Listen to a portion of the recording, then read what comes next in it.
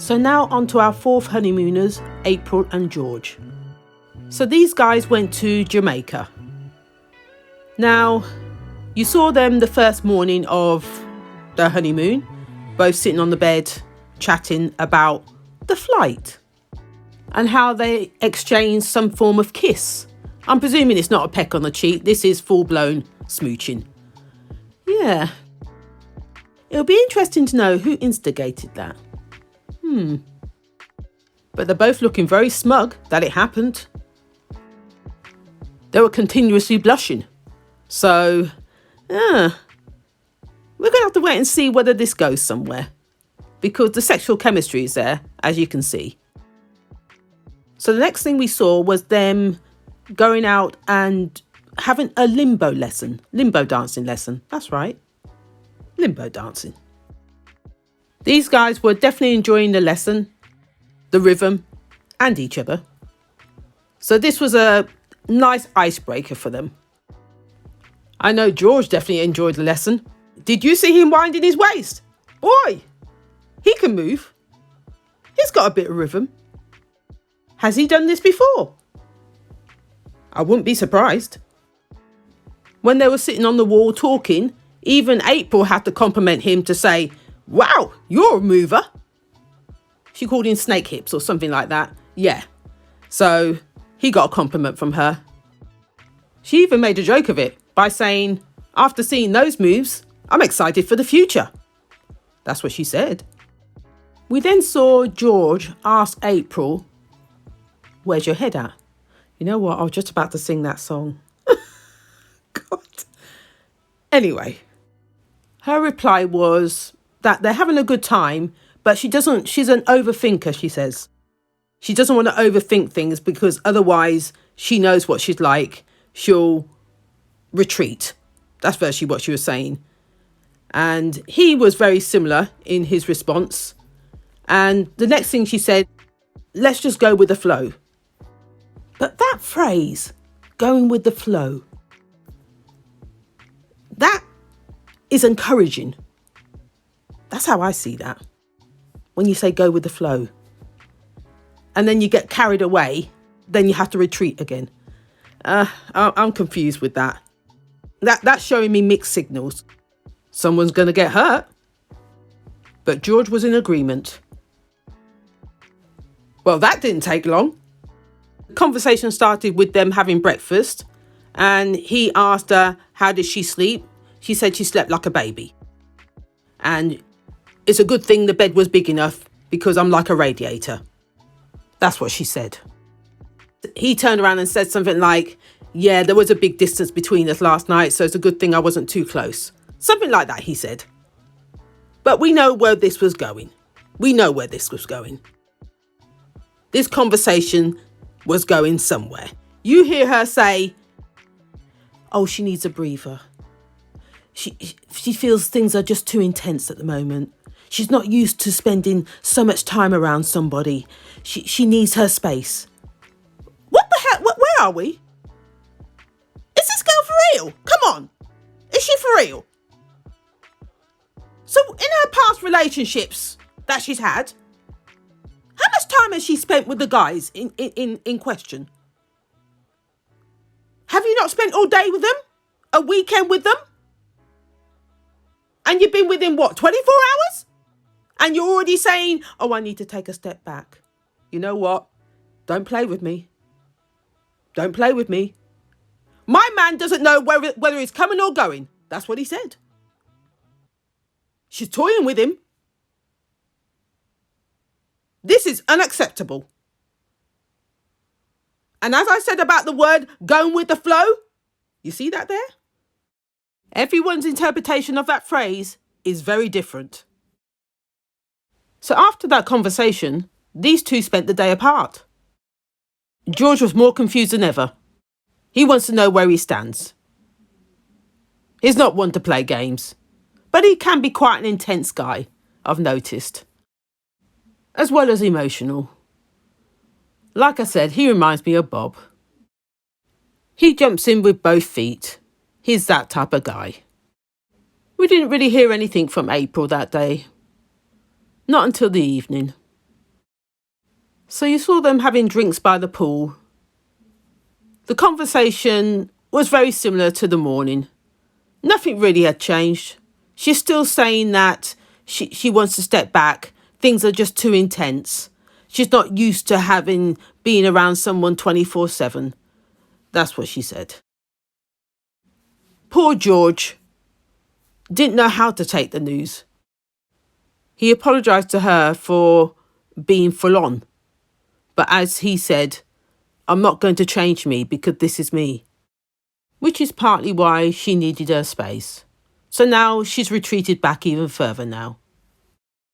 He didn't take that too well. Because what you saw next was him put down his glass. He said, okay, if that's how you feel, I'll give you your space. Yeah, there's a slight sarcastic tone to the way he said that. And we also heard him say effing hell under his breath through just frustration. His face said it all. He was not happy. We then saw him pick himself up, take his bag, and walk off. I don't know where he went. I'm presuming he's going to a separate room, but then we heard him say something like, if this is how it's going to be, then I'd just rather take a flight home. Something like that, he said. Oh, dear. That didn't go down too well. The bit I couldn't understand was, how is it that his bag was already packed and waiting? Like he envisioned this was going to happen. Moving forward, the next day we saw George hanging out by the pier somewhere, talking to the camera, saying about how he walked away abruptly from the situation last night because he didn't want his emotions to overtake him. Plus, he didn't want to say anything that would put him in a position where there's no coming back. So what we see is him inviting April to come and see him, to meet with him. So the first thing he did was to apologise for how he stormed off last night. And he tried to explain about how he was feeling and how he wanted to avoid it getting heated, that there was no coming back from it. And she was surprised that he reacted in that way. As she said, if this was outside the experiment, she would have run away by now. But we've been put together for a reason, as they both said. So it's all about pressing the reset button and starting again. So she suggested for them to do some more things together, letting go, and see if we can form a connection. That's how she said it. George was very happy to give it a go. And they sealed that with a nice hug at the end of that. Let's hope we're not going to go through all this again. The back and forth. Let's hope this is a straight road without any turns. So with that being said, we saw them take up an activity of Jamaican dancing. So they were on near the beach somewhere. Yeah, with some dancers showing them how to wind their waist. Yeah, move your hips. The whole 9 yards. They were really trying to work it. George, as I keep saying, I don't know where he gets these moves from, but he was really enjoying himself. This guy knows how to wind his waist. I'm going to have to give him top marks for effort. This guy doesn't miss a beat. I knew the fun couldn't last for long, because the next thing we saw was the next morning, George talking about April cheating. She had been intimate with somebody else last night. That's what we heard. That's what we heard. I'm not sure I believe that, because that doesn't really make any sense. Are we talking about the same person here? The same one that always pulls back from getting into a relationship? The same one that says, let's go with the flow? The same one that says things are getting too intense too quickly? The same one that says she needs her space? Are we actually talking about the same person? For her to go off with some random and get intimate Oh, please. Behave yourself. Because that makes no damn sense to me.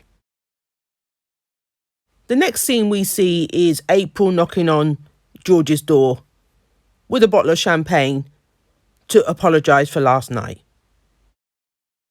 Now this, I can't wait to hear, because this sounds like an exaggeration to me. Anyway, what happens next? You see them sitting on the bed, and then she goes into detail of what happened last night. So supposedly, these guys were in, I think, jacuzzi or pool or something. He'd gone off to do something, and then when he came back, he saw her kissing another woman. Yes, they were lip locking in the pool. And he says she was intimate. But did you even go to find out what that was about? You just jumped to conclusions. Oh dear. How did you make that assumption? Because weren't you away just for a short time? Did she not know you were coming back? And she's lip locking with another woman? What would make you think that she was cheating? And I'm sure there was a group of them. Oh, come on, mate. This is too much. As she said, they were playing a game of truth or dare. Something like that. And this is what we're crying about? And this is what we're crying about. It looks as though you just formed your own conclusion. You didn't even ask her. You didn't even approach her. And at the end of the day, I'm sure you were looking at it in a way as in to say, I don't want to go over there and humiliate myself or embarrass myself. So you just went off in a strop. And then cried your eyes out. As I said, the more I see him, the more I see Bob. This guy has a ton of insecurities. I'm not even too sure why he's on the show, to be honest. Because he seems to have a lot of trauma that he needs therapy for before going out there looking for a partner. And when it comes to April, she's in the hot tub kissing another woman, playing truth or dare. I can tell that's not his thing. This guy is 40. She's 32. Still playing those type of games and think it's appropriate. In his eyes, it isn't. So I don't know where the balance is going to come with those two. This guy is a full-grown adult with 4 kids. And she is still young, free and single. Let's put it that way. These two eventually come to some form of understanding. And he apologised for walking off last night. And they hugged it out. I'm not too sure where this is going to go. I really don't. As George said when talking to the camera, he's never been through so many ups and downs in 1 week with anyone, let alone with somebody he's trying to have a relationship with. Yeah. He doesn't know how he's feeling, to be brutally honest. That's what he said. So we're just going to have to tune in to see where this goes. I can tell you now, it's not going to be a straight road. So this is where I'm going to leave it. If you like what you heard, please like, comment and subscribe. Till next time.